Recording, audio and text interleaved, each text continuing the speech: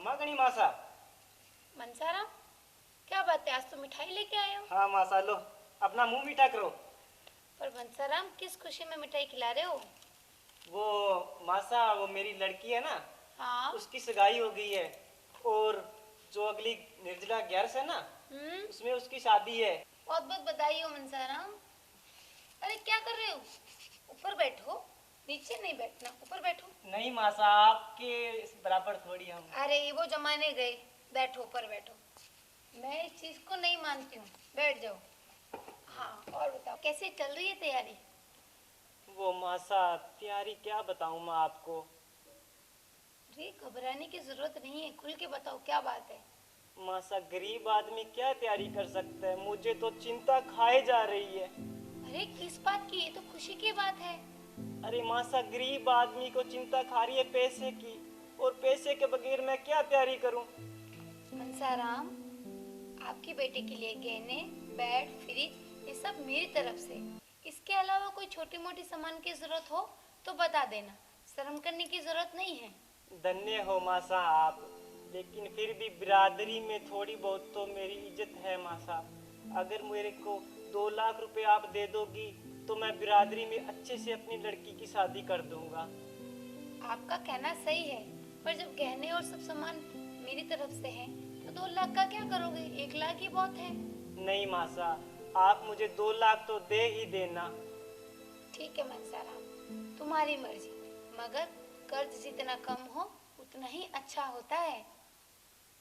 मासा, पिछले साल जब मेरे घरवाली बीमार हुई थी तभी तो आपने 2 लाख रुपए दिए थे, और अब लड़की की शादी में 2 लाख दोगी तो 4 लाख रुपए हो जाएंगे।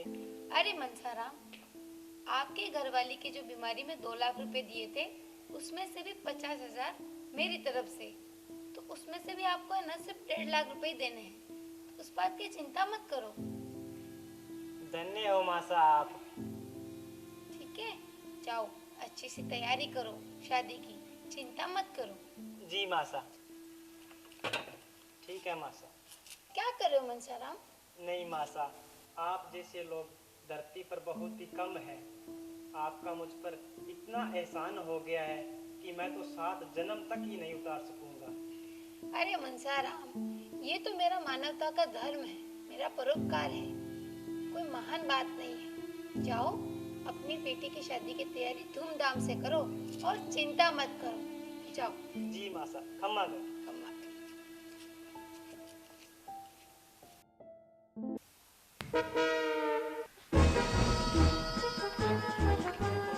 घर कहीं जाओ। क्यों, के बात होगी?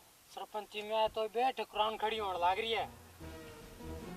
सरपंची में और ठुकराइन खड़ी हो रही? हाँ, ये मन लगा तारो नंबर कौन पड़ा तो सरपंची में ये थे सरपंची पर मुंह ना दो यो तो ठुकरान खड़ी होने लग रही है। बोलिया, तो जानता ही नहीं रे गणपत को। गणपत के होते हुए ठुकराइन खड़ी होगी, ये हो ही नहीं सकता। आप गुप्त बात है, घर में सिर्फ बताना आया हूँ सरपंची है।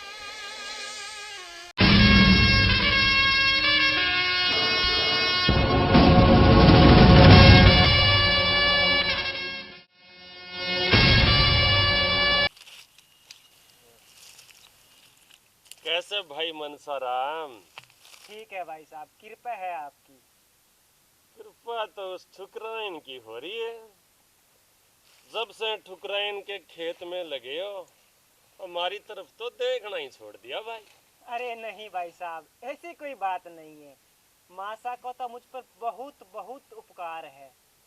आज के जमाने में 4 लाख रुपए कौन भरा देता है, लेकिन मासा ने मुझे दिए हैं। मुझे 4 लाख के लिए इतने एहसानमंद होने की जरूरत नहीं है मनसाराम। तेरे को मैं ये तरीका बता दूं कि तेरी मासा के 4 लाख देने भी नहीं पड़ेंगे, 14 लाख का फायदा हो जाए। 3 लाख में तेरा मकान बना लेना, 2 लाख की कोई तेरे लायक जीप ले लेना, और बाकी कारोबार लगा लेना, अपना कोई धंधा। सारी उम्र गुलामी करेगा क्या उसकी? अरे भाई साहब, बात तो आपकी बिल्कुल ठीक है, लेकिन ये होगा कैसे? इधर आ।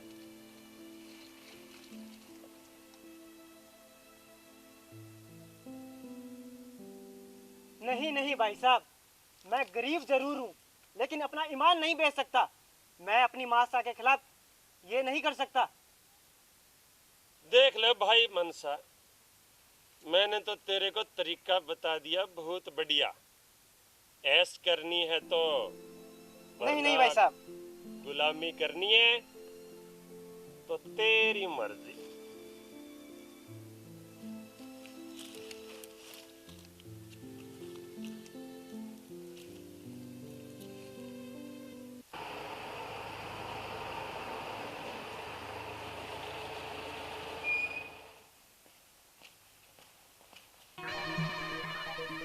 ठकुराइन साहब, ठकुराइन साहब। नमस्ते। नमस्ते। आइए बैठ के बात करते हैं। नहीं नहीं ठुकराइन जी, मैं बैठ नहीं सकता, ऑन ड्यूटी हूँ मैं।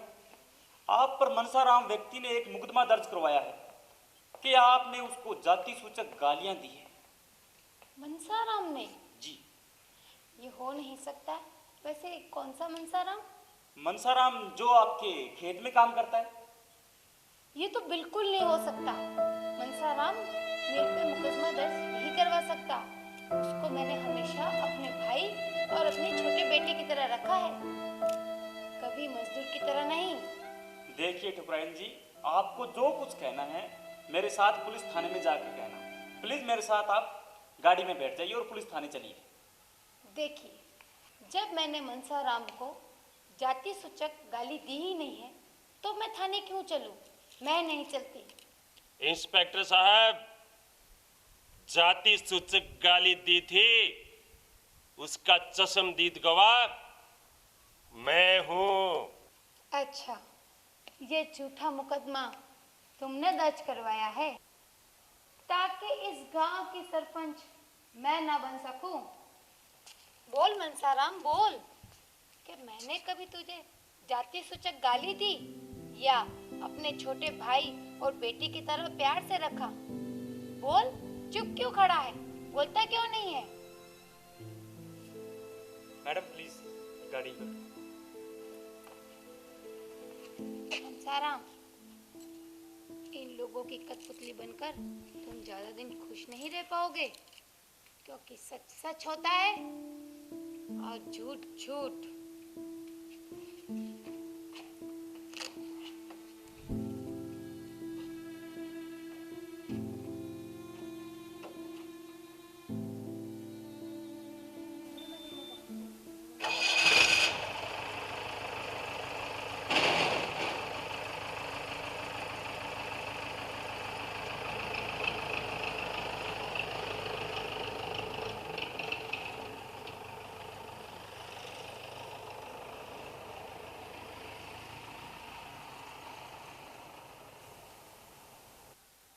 शुक्रानी साहिबा, ये SC/ST के केस में सच्चाई होती ही कहाँ है?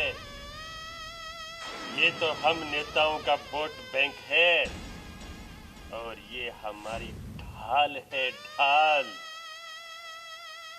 ये एक्ट तो हम नेताओं के लिए रंजिश निकालने की एक फोर्स तोप है मनसाराम।